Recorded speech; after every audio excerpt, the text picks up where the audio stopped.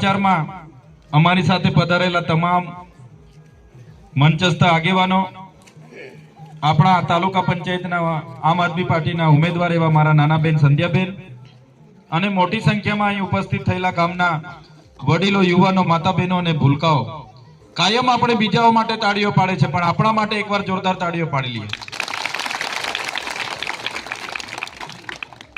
ચૂંટણી ચાલુ થઈ ગઈ છે. તમને 4-5 દિવસથી લાગતું હશે કે ભલભલા નેતાઓ મોટી મોટી ગાડીઓ લઈને અહીંયા દિવસના 10 આટા મારતા છે. મારે છે કે નથી મારતા? આવે છે ને બધા? તો આ ચૂંટણી તમારા મનમાં હશે કે આ તો ખાલી એક જ તાલુકા પંચાયતની ચૂંટણી છે, વર્ષ પૂરતી છે. એવું નથી. આ ચૂંટણી ખૂબ જ મહત્વની છે આપણા માટે. કઈ રીતના મહત્વની છે? આ ચૂંટણીમાં હજુ તો 2-3 દિવસ છે, તમે જોઈ લેજો. આ ચૂંટણીમાં ભલભલા ખેલ કરવા માટે બધા જ આવશે. સાંસદ પણ આવશે, એમના ધારાસભ્ય પણ આવશે, આખી એમની બોડી આવશે ને એવું લાગશે ને કે અહીંયા મંત્રીને લાવવાના છે, તો મંત્રી પણ લાવશે મંત્રીને પણ. તમે જોઈ લેજો. કેમ કે આ ચૂંટણી સંધ્યાબેન ઉમેદવાર છે એટલું જ નથી. આ ચૂંટણીમાં ભાજપ ચૈતરભાઈને કઈ રીતના પૂરા કરવાના છે, ચૈતરભાઈને અહીંયા કઈ રીતના આપણે પાડી દઈએ એના માટે મહેનત કરે છે. આ જોયું ને, આખા ગામમાં ઝંડા ને પેમ્પલેટ ને બેનરો કેટલા લાગેલા છે. કહેવાનો મતલબ, એમને ખબર છે કે આ ચૈતરભાઈ ગુજરાતમાં આપણી સરકાર સામે બોલે છે. આ સરકાર જ્યારે ને ત્યારે ગુજરાતમાં કોઈ નથી બોલતું, પણ બોલે છે તો ચૈતરભાઈ. એટલા માટે આ ચૂંટણીમાં એ લોકો ખૂબ મહેનત કરે છે. આવતા હશે, બધાને મળતા હશે. લોકશાહી છે, લોકશાહીમાં બધાનો અધિકાર છે. ઉમેદવારી કરે, ચૂંટણી પ્રચાર કરે, બધું જ કરે. ભલભલા આવે, કોઈ વાંધો નથી. આવે તો તમે બેસાડો, ચા પાણી કરાવો, કઈ વાંધો નહીં. બે હાથ જોડો, રામ રામી લો. પણ તમે જોઈ લો આપણી પરિસ્થિતિ શું કરી છે. અમારા જેવા જ્યારથી સમજતા થયા ત્યારથી ગુજરાતમાં ભારતીય જનતા પાર્ટીની સરકાર છે. ત્યારથી ભારતીય જનતા પાર્ટીની સરકાર છે. અમે હમણાં ભાદોડમાં હું ભાષણ કરતો તો એક કાકા ઉભા થઈને આ બાજુથી મને કીધું કે સાહેબ, અમારા ભાદોડમાં પાડી પદ્ધતિથી શાળા ચાલે છે. કે સવારે પ્રાથમિક શાળા વાળાને બોલાવે છે, પાછલા બપોરે પેલા માધ્યમિક વાળાને બોલાવે છે. એવું કીધું એ લોકો. એવું જ કીધું ને આપણને.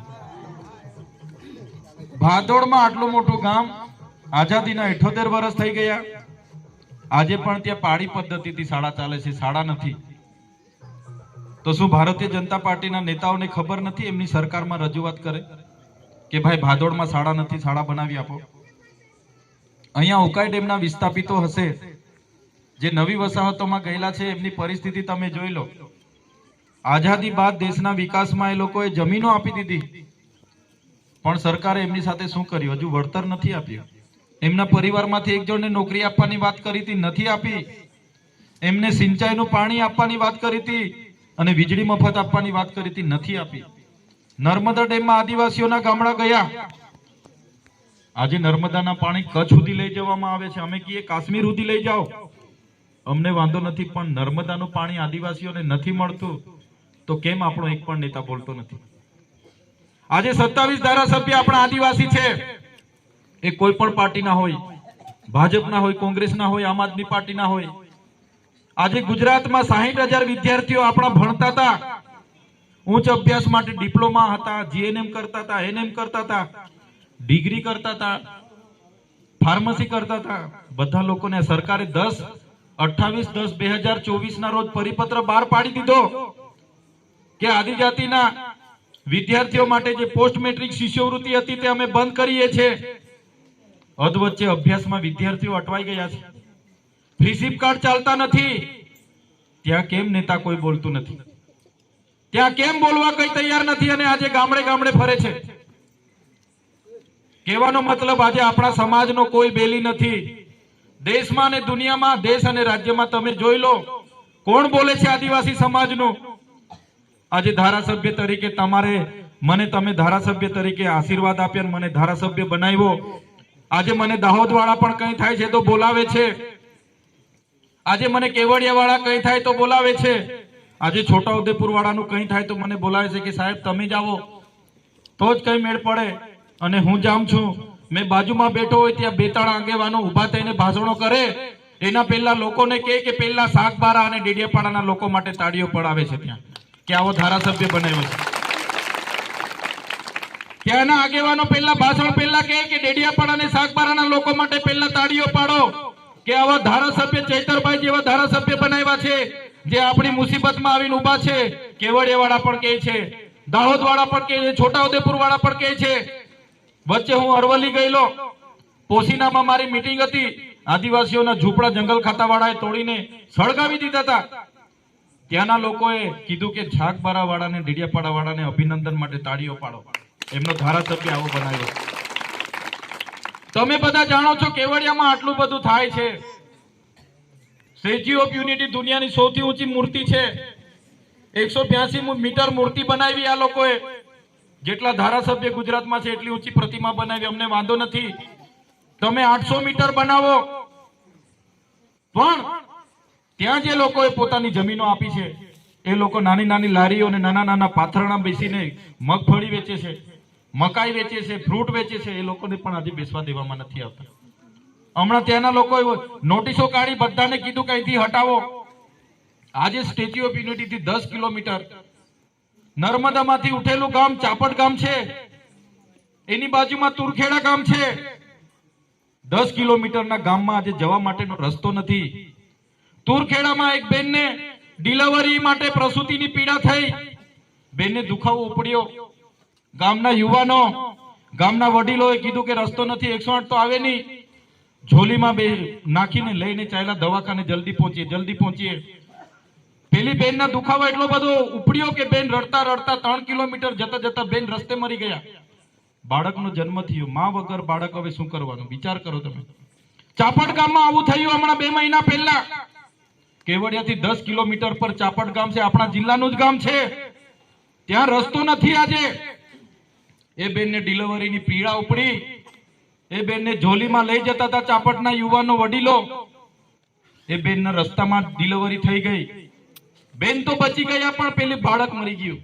આ પરિસ્થિતિ છે આપણા આદિવાસીઓનું. કોણ બોલે છે તમે મને બતાવો, કોણ છે આપણા પેલી? એટલા માટે હું બોલું છું, તમારા આશીર્વાદથી ધારાસભ્ય બન્યો હું બોલું છું.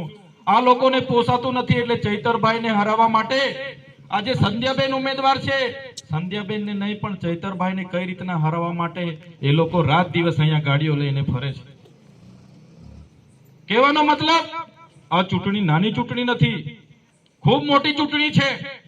હું વિધાનસભામાં આદિવાસી સમાજ માટે બોલું, અમને ગમતું નથી.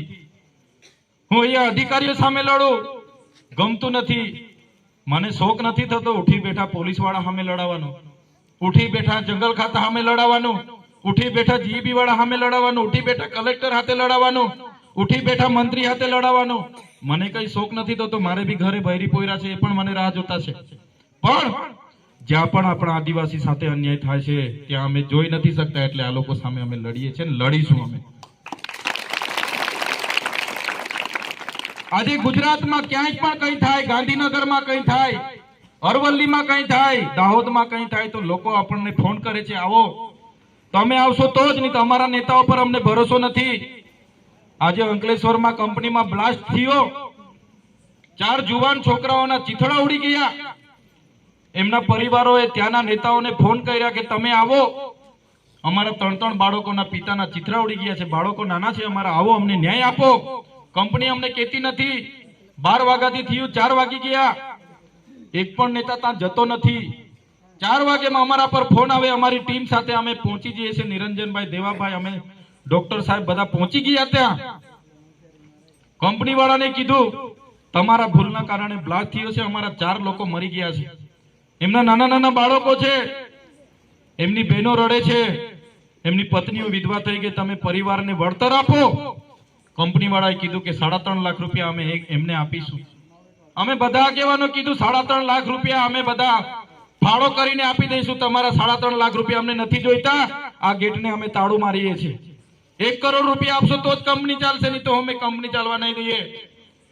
અને પછી 1 કરોડ થી નીચે આવીને અમારા બધાના સંકલનથી એ પરિવારોને અમે 30 લાખ રૂપિયા અપાવ્યા. છતાં પોલીસ વાળાએ અમારા પર કેસો કર્યા હતા, તમે બધા જાણો છો. 30 લાખ રૂપિયા અપાવ્યા છતાં ખોટી ફરિયાદ ત્યાંના પીઆઈ અમારા પર કરી. કેવડિયામાં 2 યુવાનોને બાંધીને માર્યા. એક ને એક છોકરો જયેશ, એક ને એક છોકરો હતો, પેલો જંતીનો છોકરો એક ને એક હતો, એના મા બાપ ઉંમરવાળા હતા. ત્યાંથી ફોન આવ્યો, ત્યાંના નેતાઓએ બધી ફટાફટ કરો, પૂરું કરો, પૂરું કરો. એમના ઘરના પૂછવા ગયા કે ભાઈ કેમ માર્યા? ત્યાંના પોલીસ અને થોડાક નેતાઓ કહેતા હતા કે તમારા છોકરા ચોરી કરવા આવ્યા, તમે કોઈને કહેતા નહીં, કોઈને પૂછતા નહીં, તો તમને ચોરીમાં બધાના પર કેસ થાય, તમે જેલમાં જહો. 10:30 વાગે મારા પર ફોન આવ્યો, ચૈતરભાઈ અમારા છોકરા મરી ગયા, ઉલટાનું આ લોકો અમને ચોર માથે પાડે છે, અમને જેલમાં નાખવાની વાત કરે છે, અમારા નેતાઓ પણ એમની સાથે છે, તમે આવો.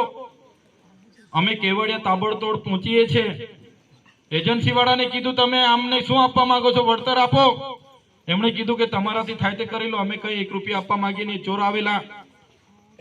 મેં કીધું અમારા લોકોના જમીનો ગઈ, અમારી વસ્તી, અમારો સમાજ, અને અમારા લોકોને તમે ચોરના નામે બદનામ કરો, બંધ કરી દો તમારો પ્રોજેક્ટ. ત્યારે એ લોકોએ છેલ્લે 20-20 લાખ રૂપિયા આપીને પરિવાર સાથે બીજા 10-10 લાખ 30-30 લાખ રૂપિયા આમાં અપાવ્યા. કહેવાનો મતલબ આજે આદિવાસી સમાજનો કોઈ બેલી નથી. આજે આપણી મા બેટીઓ સાથે અત્યાચારો થાય છે, અન્યાયો થાય છે, કોઈ બોલવા તૈયાર નથી. અહીંયા કપાસ કાઢીને વેચવા ગયેલા આપણા તિલકવાડાના ખેડૂતો, 4 કે 5 દિવસ પહેલાની જ વાત કરું, પેલા માલિકે કીધું જીનવાળાએ ભાઈ 6,800 રૂપિયા મળશે, નાખી જાઓ. પેલા ખેડૂતો કીધું કે બીજી બાજુ 7,000 ચાલે છે, તમે મને 200 રૂપિયા કેમ ઓછા આપો છો? એટલે પેલા જીનવાળાએ થાંભલા સાથે બાંધીને બંને જણને માર માર્યો. કોઈ બોલવા વાળું નહીં. એમનો ફોન આવ્યો, અમે ગયા ત્યાં સુધી કોઈ ફરિયાદ બી નહીં. ત્યાંના જે આસિસ્ટન્ટ એસપી હતા એને મેં કીધું તમે જે આ ખેડૂત સાથે અન્યાય થયો છે એને ન્યાય આપો, તમે ફરિયાદ કરો એ લોકો પર, નહીં તો એ લોકોની જીન અમે બંધ કરાવી દઈશું. ફરિયાદ કરીને કાયદેસરની કાર્યવાહી થઈ. મિત્રો, કહેવાનો મતલબ આપણે લડીએ છીએ, એમને ગમતું નથી એટલે આ સરકારો આપણા લોકોને હરાવવા માટે અહીંયા આવે છે. અહીંયા ઉકાઈ જળાશય પર પણ મોટો પ્રોજેક્ટ આવવાનો છે. આ વિસ્તારમાં વિકાસની મોટી મોટી વાત થાય છે અને લોકોને ગુમરાહ કરવા માટે એ લોકો આવે છે. કહે છે કે અમારો ઉમેદવાર નહીં જીતશે તો તમને ઝૂંપડા નહીં મળે, તમને જે રેશન કાર્ડનું અનાજ છે એ નહીં મળે, તમારા રોડ નહીં બને, તમારા કટિયાવાળા પૈસા નહીં મળે, એટલે અમારા માણસને જ મત આપજો, અમારી સરકાર જ આપશે. તો હમણાં સુધી તમારા લોકો તમારા ઉમેદવાર નહોતા ત્યારે નહોતા મળતા હતા. તમારી સરકાર નહોતી ત્યારે પણ સરદાર આવાસ, ઇન્દિરા આવાસ મળતા હતા, ત્યારે પણ રેશન કાર્ડનું અનાજ મળતું હતું. એટલે કોઈએ ગભરાવાની જરૂર નથી. આ તમારો ધારાસભ્ય જ્યાં સુધી ઉભો છે, તમારે કોઈને ડરવાની કે ગભરાવાની જરૂર નથી. ધારાસભ્ય તરીકે બન્યા પછી ગુજરાતમાં સૌથી સારી કામગીરી કરીએ છે. બીજા વિસ્તારો કરતા પણ રોડ રસ્તાની બાબતોમાં લડીએ છે, બોલીએ છે. મુખ્યમંત્રી જાવલી આવીને રોડ રસ્તાની જાહેરાત કરીને જતા રહ્યા. 2 વર્ષ થઈ ગયા. 7 થી 8 આટા મુખ્યમંત્રીને મળી આવ્યો મેં રૂબરૂ. આગલા અઠવાડિયે પણ રૂબરૂ જઈને મળી આવ્યો. કીધું કે તમે ત્યાં જઈને જાહેરાત કરી ગયા છો, હું પ્રેસ મીડિયામાં પ્રેસ કોન્ફરન્સ કરી, મુખ્યમંત્રી અહીંયા જૂઠું બોલી ગયા, અમારો રોડ આપો. ત્યારે હમણાં આ રોડ મંજૂર કર્યો છે, હમણાં ટેન્ડર થશે ને આપણો રોડ બનવાનો છે. આ પરિસ્થિતિ છે આપણી. કોઈ માઇક બાપ નથી આપણો આદિવાસીનો. ભલભલા નેતા આવીને વાયદાઓ કરીને નાહી જાય છે અને અહીંયા આપણા લોકોની હાલત શું છે તે આપણે જાણીએ છીએ. શિક્ષકો નથી, શાળાઓ નથી, આપણા બાળકોની શિષ્યવૃત્તિ આ લોકોએ બંધ કરી દીધી, ખેડૂતોના પાકના ભાવ હરખા મળતા નથી. ત્યારે મિત્રો, આપણે લડત જે ચાલુ કરી છે, તમારા બધાના આશીર્વાદથી પૂરા ગુજરાતમાં, તમારા જ આશીર્વાદ છે કે પૂરા ગુજરાતમાં અમે આમની સામે લડીએ છીએ. લોકસભા વખતે પણ આ લોકોએ મને દબાવવા માટે, હું નથી કર્યું, તમે જોઈ લો. ભાજપમાં લઈ જવા માટે કેટલું દબાણ, ઘરનાને જેલમાં નાખી દીધા, મને જેલમાં નાખી દીધા કે ભાજપમાં આવી જાઓ, લોકસભા લડો, સાંસદ બની જાઓ, ખર્ચો અમે કરી નાખીશું. અમે ત્યારે પણ કીધું હતું, બધા જ લોકો તમારામાં રહેશે તો અમારા આદિવાસી સમાજનું બોલશે કોણ? એટલે અમે તમારી સાથે નથી, અમે તમારી સામે લડવા વાળા લોકો છે. તો કહેવાનો મતલબ સાથીઓ, અમે રાજનીતિ માત્ર ધારાસભ્ય કે સાંસદ બનવા માટે નથી કરતા. અમે રાજનીતિ અને જાહેર જીવનમાં આવ્યા છે તો આપણા લોકોના કામ કરવા માટે આવ્યા છે, આપણા લોકો માટે બોલવા માટે આવ્યા છે, લડવા માટે આવ્યા છે, આપણા લોકોના અધિકાર માટે આવ્યા છે. ત્યારે આજે તમારી સાથે વચ્ચે હું 2 હાથ જોડીને વિનંતી કરવા માટે આવ્યો છું. આ ચૂંટણીને નાની નહીં સમજતા. તમારા ગામમાં આ મતદાન કરવા જશો, લાઈનો લાંબી લાંબી હશે, તડકો હશે, કોઈને એવું થાય કે નથી મત કરતો ઘરે જતો રહે, મારે એક મતથી શું ફેર પડી જવાનો? નહીં, તમારા એક એક મતની કિંમત છે. તમારા એક મતથી સંધ્યાબેન જીતી પણ શકે છે, એક મતથી સંધ્યાબેન હારી પણ શકે છે. એક મત નહીં મળશે તો હારનો પણ સામનો કરવો પડે, એટલે એક એક મત કિંમતી છે. પેલા લોકોની જેમ અમે મતની ગણતરી 500 રૂપિયા 200 રૂપિયામાં નથી કરતા. અમારી પાસે પૈસા નથી રાતે દરવાજા ઠોકીને તમને 1000 રૂપિયા આપીએ કે અમને મત આપી દેજો, 500 રૂપિયા આપી દે, મત આપી દેજો, ખવડાવીએ પીવડાવીએ, એ અમારું કામ નથી. અમારી પાસે પૈસા નથી, પણ અમે તમને બાહેધરી આપીએ છીએ, અમારા સંધ્યાબેન જીતશે, તમે રાતે પણ કહેશો તો રાતે પણ અમે આવીને ઊભા થઈ જઈશું. એ લોકો આવે, બધાને બોલાવો, રામ રામી કરો, બેસાડો, ચા પાણી કરાવો. રાતે કોઈ કહેશે કે પૈસા લઈ લો 500 તો 1000 માંગી લેજો, આપણા જ પૈસા છે, 1000 ઠોકીને માંગી લો, પણ મત કોઈએ બગાડવાનો નથી. કેમ કે એ લોકોને એવું છે કે ચૈતરભાઈને નીચે પાડી દઈએ, ચૈતરભાઈને નીચે પાડી દઈએ, એટલા માટે આ લોકો અહીંયા ધૂળ નીચે પડવા નથી દેતા. આમ જાય છે, નામ જાય છે, નામ જાય છે, નામ જાય છે. 10 ગાડી લઈને ઘર ઘર ફરે છે, આખું ગામ જાણે કે શણગારીને બેઠા છે એ લોકો. પણ આ ચૂંટણીમાં એનો જવાબ તમારે આપવાનો છે ઝાડુના બટન પર દબાવીને. એવું બટન તે દિવસે તમે દબાવજો, એવું બટન દબાવજો કે આ લોકોને ખબર પડે કે અહીંયા કોની સાથે પાલો પડ્યો છે. એવી રીતના ઝાડુના બટનને તમારે દબાવવાનું છે. એટલા માટે આપણી લડાઈ ખૂબ લાંબી છે. જે ભણેલા ગણેલા છે એમને ખબર છે આજે સંવિધાન છેડછાડ કેટલું થાય છે. યુસીસી લાગુ કરવાની તજવીજ ચાલી રહી છે, શું હાલત થવાની છે આપણી. નવા નવા પ્રોજેક્ટોની વાતો ચાલે છે. ત્યારે મારા મિત્રો, મારા વડીલો, મારી માતા બહેનોને હું વિનંતી કરવા માટે આવ્યો છું. મારા નાના બેન સમાન સંધ્યાબેન આ વખતે ઊભા છે તમારા ગામનું પ્રતિનિધિત્વ કરવા માટે, તમારી તાલુકા પંચાયતનું પ્રતિનિધિત્વ કરવા માટે. એક એક મત મારા યુવાનો, મારા વડીલો, માતા બહેનો એમને આપજો અને અમને મજબૂત બનાવજો. જેટલા અમે મજબૂત બનાવીશું એટલી તાકાતથી અમે લડીશું. વિધાનસભામાં લડીશું, સડકથી લઈને સદન સુધી લડીશું. જ્યાં પણ આદિવાસી સાથે અન્યાય થશે ત્યાં અવાજ બનીશું. એ જ વિનંતી કરવા માટે આવ્યો તો. સમય હવે વધારે નથી.